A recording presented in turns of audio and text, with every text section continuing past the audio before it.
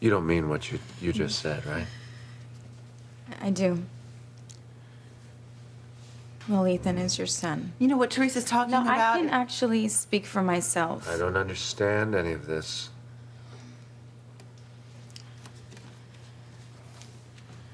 And I know this is really hard to take in, but you have to admit that you've always known it. Now, you said yourself that you felt this connection with him ever since you helped deliver him, and that bond is really strong. It's always been there. I love him just as much as I love this new baby or Jane. And he loves you. I mean, you saw how upset he got the minute he thought this new baby would take his place in your heart. I mean, Ethan, every little boy needs a strong male role model, and Lord knows Julian's never been involved in his upbringing. It's not because he didn't want to be. No, Theresa. now you know why.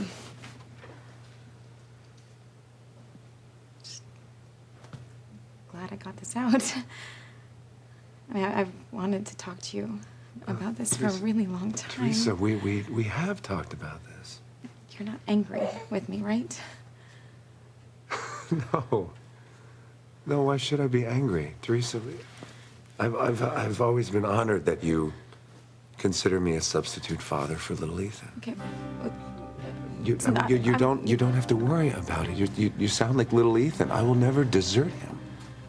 Even though that I'm not his biological father, in a way, I'll always consider him my firstborn. Well, you are a very generous man. No, Ethan, you don't understand. It has nothing to do with generosity. It's selfishness. I mean, every minute I spend with him is gold, and I get a kick out of it. I appreciate you think that. But you don't, honey, you don't have to worry. Even though he is not my biological son, I want to be a father figure to him in his life. I do. Well, glad that's settled. No, it's not settled. Look, okay. No, yes, I mean, I've always thought of you like a father to little Ethan, but I'm not saying... That's all that matters. That's all that matters. He needs a dad, and Julian has seemingly lost interest in pursuing custody of him, so that leaves me. I'm the only one available, and I want it. I want to be the fatherly figure in that boy's life. Could you just listen to me, what I was trying to say Theresa, before? you've said enough already. The monitors at the nurse's What? station show that we're having trouble with Mr. Winthrop's IV.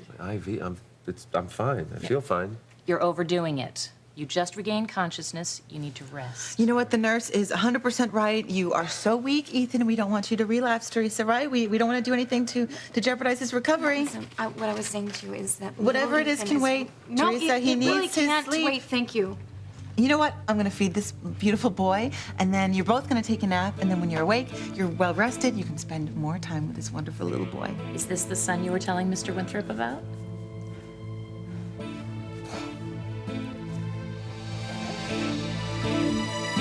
Yes, that is my boy. That's the baby that she was talking about. A beautiful boy. Thank you. This is a boy who needs to be fed. Teresa, let's go. You know what, actually, Ethan, that baby right there... Teresa, we need to listen to the nurse. Ethan's had far too much excitement already, and, you know, giving him too much to think about right now might jeopardize his recovery. Yeah, that is ridiculous. That is ridiculous, isn't it? It is. I'm fine. Don't worry about me. Well, somebody has to. Ethan, I know you better than anyone else on the planet. I can tell you are absolutely exhausted. You know? You need to get your rest so you can spend some time with this beautiful boy. You can really get to know his daddy. Don't you agree, Teresa?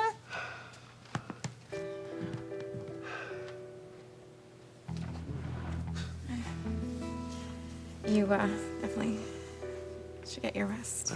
I feel fine, but I'll rest. Okay. And we'll talk later, okay? I promise.